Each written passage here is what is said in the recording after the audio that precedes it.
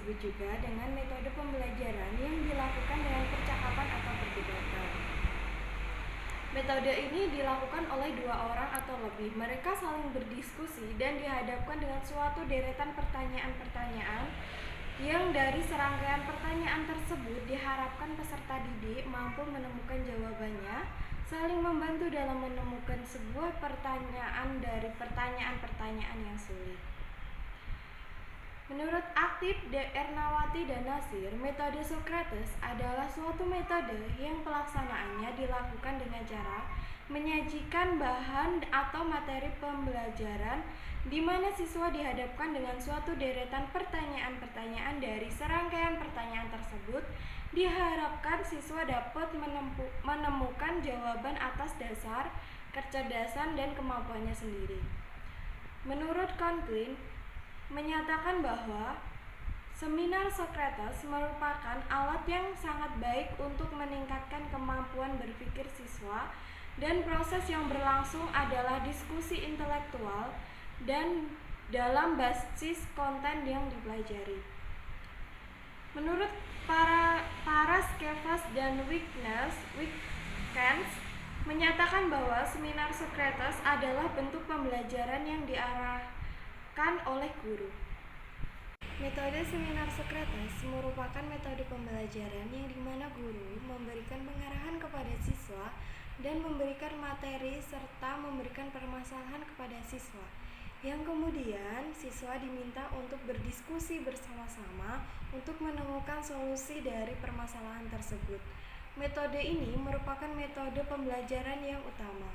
Metode ini juga sangat efektif dalam memotivasi siswa untuk belajar. Menurut Sani, langkah-langkah metode seminar Socrates itu ada 4. Yang pertama adalah peserta didik dapat mempersiapkan pertanyaan dari teks yang telah dibagikan oleh guru atau dari teks yang telah mereka baca.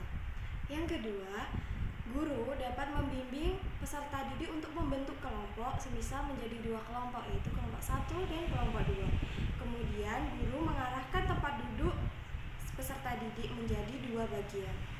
Yang ketiga, pada kelompok pertama atau kedua dapat memberikan pertanyaan terlebih dahulu, atau mungkin bisa dari guru yang memberikan pertanyaan terlebih dahulu untuk membuka sesi diskusi.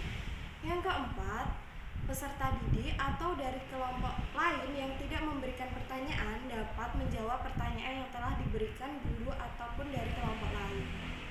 Model pembelajaran seminar Socrates dibagi menjadi 3 tahapan. Tahapan yang pertama adalah tahapan sebelum metode seminar Socrates dilakukan, yaitu sebelum diskusi dijalankan. Yang kedua adalah tahapan saat metode pembelajaran seminar Socrates dilakukan, atau pada saat diskusi dilangsungkan. Yang ketiga adalah tahap sesudah metode seminar Socrates, atau tahap setelah diskusi dilakukan. Tahap yang pertama yaitu tahap saat sebelum metode seminar Socrates diterapkan, atau tahap sebelum diskusi dilakukan.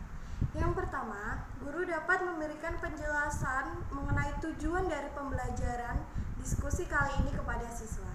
Yang kedua, guru dapat memberitahukan kepada siswa apa saja tugas mereka dan apa saja hal yang harus mereka lakukan. Yang ketiga, guru dapat menjelaskan dan memberitahukan kepada siswa mengenai aturan-aturan apa yang berlaku dalam sesi diskusi kali ini.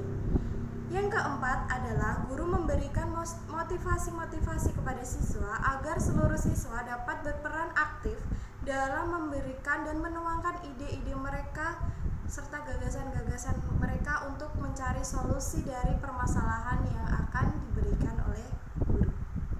Tahap yang kedua adalah tahap pada saat metode seminar Socrates dilakukan atau pada saat diskusi dilangsungkan.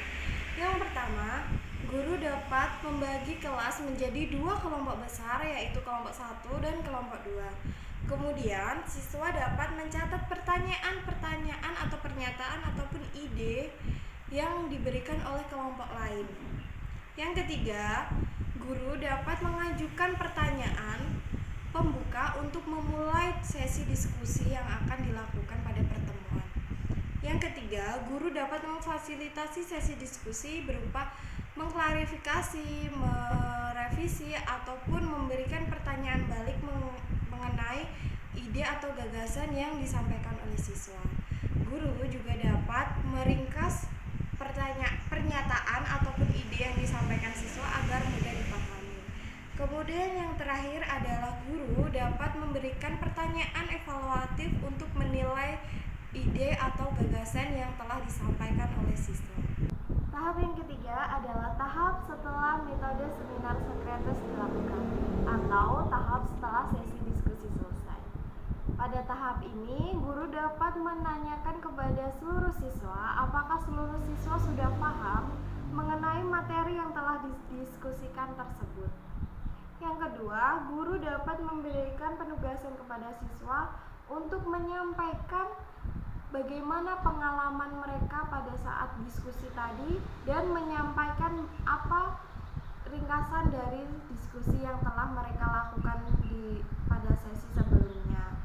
Di sini para siswa dapat menulisnya dalam bentuk 1 atau 2 paragraf yang kemudian dapat dikumpulkan atau dibacakan di depan kelas. Nah, contoh dari penerapan metode seminar Socrates ini adalah semisal pada suatu kelas guru ingin mengajar dengan menggunakan metode seminar Socrates. Setelah guru masuk dan memberikan salam, guru dapat menjelaskan mengenai tujuan dari pembelajaran yang akan dilakukan pada pertemuan kali ini. Semisal tujuan pembelajarannya untuk mengetahui mengenai pendapatan nasional. Kemudian setelah memberitahu mengenai tujuan dari pembelajaran, guru dapat memberikan teks atau memberikan PowerPoint atau memberikan referensi kepada siswa agar siswa dapat membaca materi tersebut sebelum dilakukan diskusi. Setelah guru menjelaskan peraturan-peraturan dalam sesi diskusi, guru dapat membagi kelas menjadi 2 kelompok besar, yaitu misal kelompok A dan kelompok B. Nah, dalam kelompok-kelompok tersebut yang nantinya akan saling memberikan ide atau menyampaikan ide atau pernyataan mengenai permasalahan yang akan diberikan oleh guru. Setelah membagi kelompok menjadi 2 bagian, guru dapat mengarahkan siswa untuk tempat duduknya sesuai dengan kelompok masing-masing. Setelah siswa sudah duduk di kelompok masing-masing, guru dapat memberikan satu pertanyaan pembuka seperti apa sih yang dimaksud dengan pendapatan nasional? Nah, pertanyaan tersebut dapat dijawab oleh siswa dalam masing-masing kelompok sesuai dengan ide dan sesuai dengan pernyataan mereka masing-masing. Nah, pada saat sesi diskusi berlangsung nih, kan siswa saling memberikan ide dan pernyataan masing-masing nih. Nah, di situ guru dapat memfasilitasi dengan meringkas pernyataan atau ide-ide mereka agar lebih mudah dipahami oleh siswa yang lain. Kemudian setelah seminar Socrates atau diskusi selesai, guru dapat menanyakan kepada siswa apakah para siswa sudah memahami tentang materi yang dipelajari hari ini. Nah, jika sudah dipahami, maka guru dapat melanjutkan dengan meminta siswa untuk menuliskan kesimpulan dari pertemuan kali ini atau diskusi kali ini dalam selembar kertas yang kemudian dapat dikumpulkan dan diwakilkan oleh 1 atau 2 siswa untuk menyampaikan ke depan kelas, menyampaikan kesimpulan dari hasil diskusi yang telah dilakukan oleh siswa. Sekian materi yang dapat saya sampaikan mengenai metode pembelajaran seminar Socrates. Kurang lebihnya saya mohon maaf. Terima kasih sudah menyaksikan video ini. Jangan lupa like, komen, dan subscribe channel ini. Jangan lupa jaga kesehatan dan patuhi protokol kesehatan agar kita semua dapat terhindar dari virus COVID-19. Sekian, terima kasih. Wassalamualaikum warahmatullahi wabarakatuh. Bye bye. See you next video.